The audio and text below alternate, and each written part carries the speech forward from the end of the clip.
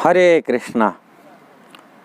आज की वीडियो में धाम अपराध, भक्त लोग आते हैं, वृंदावन आते हैं, 84 कोस परिक्रमा करते हैं, कि किसी मायापुर धाम जाते हैं, कि जगन्नाथपुरी धाम को जाते हैं, किंतु धाम में एक अपराध होता है, जैसे ही नाम अपराध कहा जाता है, सेवा अपराध बारे में रूप गोस्वामी चर्चा किए, ऐसे धाम अपराध बारे में चर्चा भी हुई है शास्त्र में। पद्म पुराण में नाम अपराध बारे में चर्चा हुई, 10 नाम अपराध ऐसे 10 धाम अपराध में भी चर्चा हुई है। ये बहुत जरूर जानकारी होना की बात है, कारण जानकारी बिना अपराध तो हो जाएगा। धाम में जब आते हैं, धाम में हम अपराध से जो जानकारी होगा तो तभी तो अपराध से बचेंगे।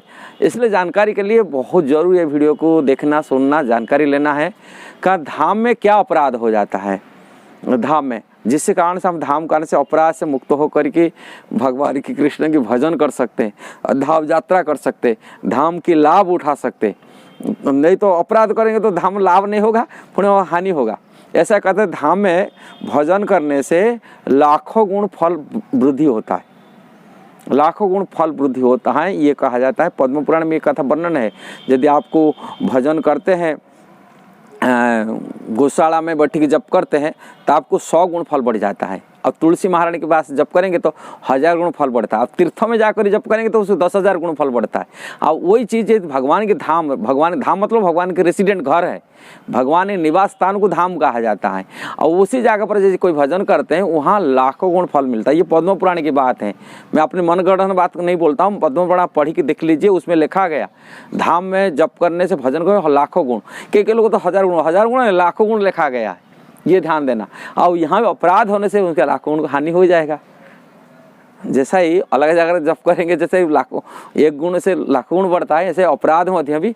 और रूप गोस्वामी सारी जीव गोस्वामी का है, इसमें वज्र जैसा हो जाता है, अपराध हो जाता है, वज्र जैसा हो जाता है, उसमें अपराध से, दोष से, माने गलतियां होने से। इसलिए धाम में अपराध से हमको बचना चाहिए, जानकारी होना चाहिए, जरूर है। इसलिए पूरा वीडियो आप देखना, पूरा जानकारी लेना चाहिए। पहले धाम की अपराध बारे में जो चर्चा किया गया, जो धाम में जैसे वैष्णव अपराध, जैसे नाम अपराध में लिखा है, ऐसे धाम में निवास करने वाले साधु संत वैष्णव, इनकी निंदा करना, इनकी चरण अपराध करना धाम अपराध है। निंदा सुनना, निंदा करना, ये धाम अपराध में माना जाता है। दूसरा अपराध करते हैं धाम की जो महिमा वर्णन करने वाले आपको गुरु जी हैं, शिक्षा दे रहे हैं, धाम महिमा गाए हैं, बोले हैं, और जिनसे हम सुन रहे धाम महिमा बारे में, उनकी अवमानना करना, उनको अवज्ञा करना। जैसे गुरु अवज्ञा उसमें लिखा हुआ है नाम अपराध में, ऐसे ही ये धाम महिमा गाने वाले, बताने वाले गुरु जी की अवज्ञा करना, ये लिखा है दूसरे नाम अपराध। तीसरा नंबर अपराध है धाम को काल्पनिक न विश्वास नहीं करना, ये काल्पनिक मानना। हाँ, ये लोग को कल्पना में धाम बना दिया, ऐसा नहीं है, ये शाश्वत भगवान के धाम ये कहा जाता है। जैसा ही भगवान की कृष्ण पूज्य है, ऐसे ही धाम मध्य पूज्य, ऐसे लगा आराध्य भगवान ब्रजेश तन्य धाम परम वृंदावनम कहते हैं। जैसे भगवान श्री कृष्ण पूज्य अमर है, धाम मध्य ऐसे ही पूज्य है। इनको काल्पनिक कभी से नहीं समझाना चाहिए, कारण भगवान की शाश्वत धाम है, ये सनातन धाम है। दूसरा धाम अपराध है धाम में गंदगी फैलाना, कि गंदगी देखना, ये धाम एक गंदगी है, ये नाली है, ड्रेन है, ऐसा विचार करना, और नाली और गंदगी को वो फैलाना, गंदगी करना, गंदगी देखना धाम में, ये भी अपराध माना जाता है। नेक्स्ट, धाम में इंद्रिय तृप्ति करना। यहाँ इंद्रिय भोग के लिए धाम में नहीं आना चाहिए, यहाँ भजन के लिए धाम आते हैं, भजन करने के लिए, भक्ति करने के लिए, भगवान की सेवा करने के लिए, साधु संत दर्शन करने के लिए धाम में आकर के कोई इंद्रिय तृप्ति नहीं करना चाहिए यहाँ धाम में।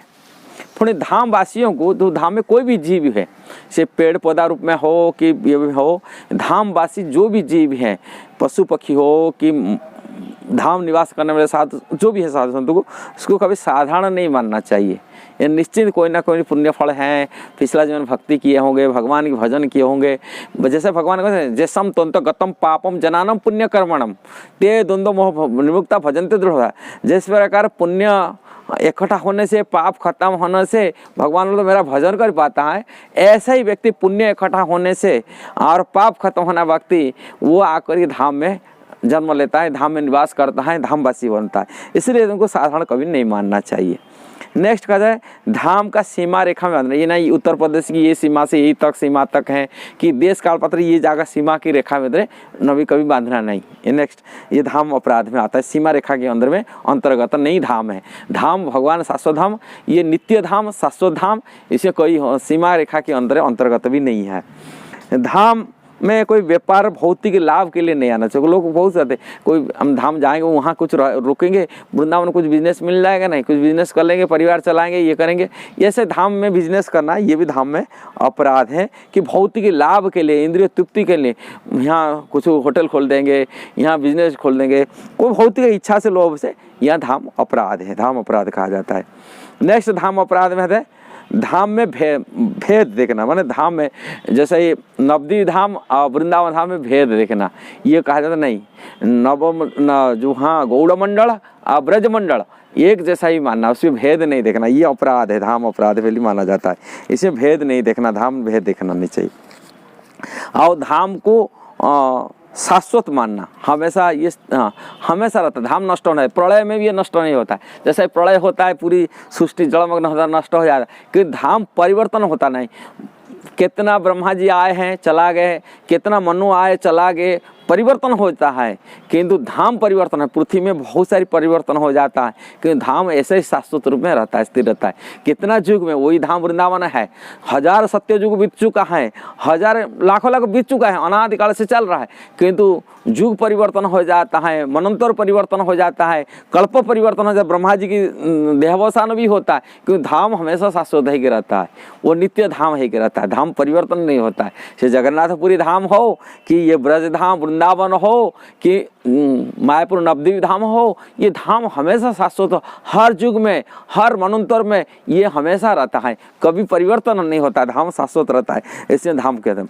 और धाम महिमा वर्णन करने वाला, जैसा ये वर्णन है शास्त्र है, आप देखिए वृंदावन महिमा तो लिखा है, ऐसे अनेक शास्त्र धाम की महिमा वर्णन है। और धाम महिमा वर्णन वाले शास्त्रों को अवज्ञा करना, उनको नहीं मानना, उनको स्वीकार नहीं करना, अरे ऐसा ही कल्पना लिख दिए, ये कर दिए, किंतु ये सब शास्त्रों को नहीं मानना, ये भी एक अपराध है धाम होना। ऐसा ही 10 अपराध है धाम के बारे में वर्णन है।